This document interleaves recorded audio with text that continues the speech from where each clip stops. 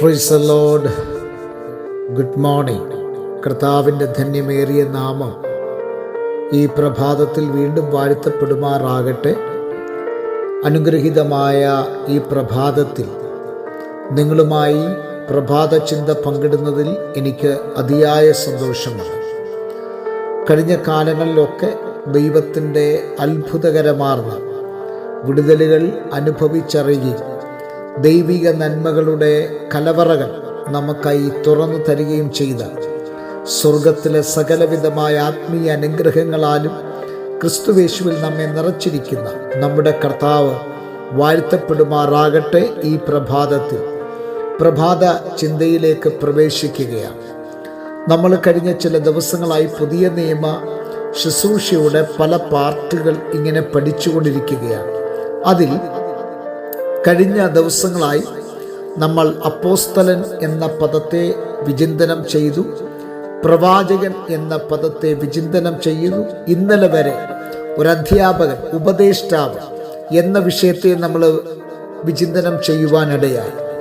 ഇന്നത്തെ പ്രഭാതത്തിൽ പുതിയ നിയമസഭയ്ക്കകത്ത് തന്നിരിക്കുന്ന 5 വിധ ശുശ്രൂഷ ഗണങ്ങളിൽ ഏറ്റവും പരമപ്രധാനമായ ഒരു ശുശ്രൂഷയാണ് ഇടയ ശുശ്രൂഷ, പാസ്റ്ററൽ മിനിസ്ട്രി എന്ന് പറയുന്നത്. ഒരു ഇടയൻ എന്ന് പറയുന്നത് ഒരു വലിയ ചിത്രമാണ്. ദൈവജനത്തെ കരുതുകയും നയിക്കുകയും സംരക്ഷിക്കുകയും ചെയ്യുന്ന ഒരു നേതാവിനെയാണ് നമ്മൾ ഇടയൻ എന്ന് പറയുന്നത്.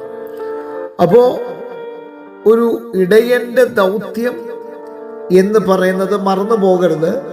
ദൈവജനത്തെ നയിക്കുക, lead the people and provide the people and protect the people.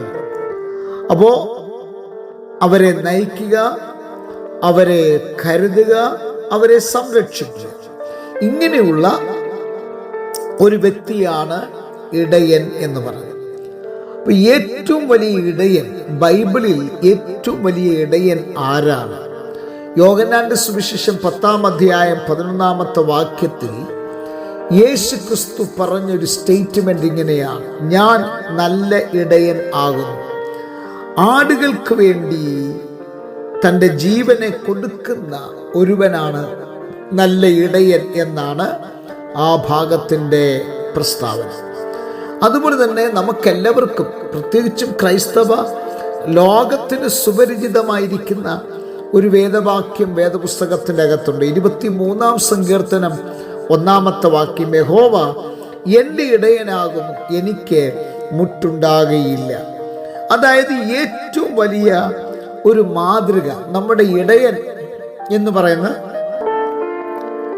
വ്യക്തി, ഏറ്റവും വലിയ മാതൃക, അത് നമ്മുടെ യേശു ക്രിസ്തു തന്നെയാണ്. യേശു ക്രിസ്തുവാണ് ഏറ്റവും വലിയ ഇടയൻ.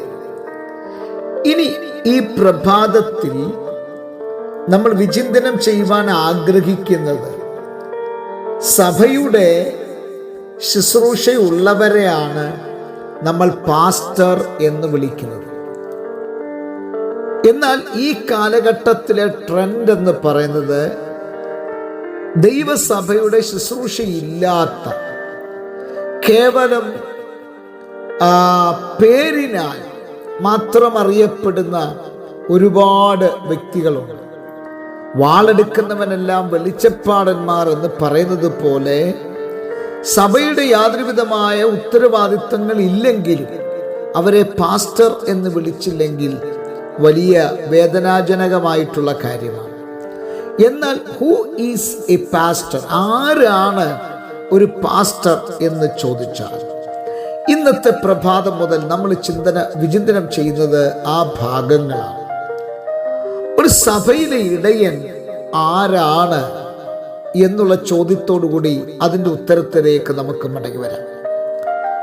ഞാൻ മുൻപ് ഓർപ്പിച്ചതുപോലെ സഭയുടെ ശുശ്രൂഷയില്ലാത്ത ഒരാളെ ദയവായിട്ട് ആരും പാസ്റ്റർ എന്ന് വിളിക്കരുത്. അദ്ദേഹത്തെ നമുക്ക് സംബോധന ചെയ്യാൻ സുവിശേഷകനെന്നോ അല്ലെങ്കിൽ ഒരു ബ്രദറെന്നോ ഒക്കെ നമുക്ക് സംബോധന ചെയ്യാം. പക്ഷെ ഒരു പാസ്റ്ററൽ മിനിസ്ട്രിയിൽ നിൽക്കുന്ന ഒരാളെ ഒരിക്കലും മറ്റൊരു വിധത്തിൽ കാണരുത്. അവരെ പാസ്റ്റർ അല്ലെങ്കിൽ ഉപദേശി എന്ന് തന്നെ വിളിക്കുക. അപ്പോൾ സഭയിലെ ഇടയൻ ആരാണ്?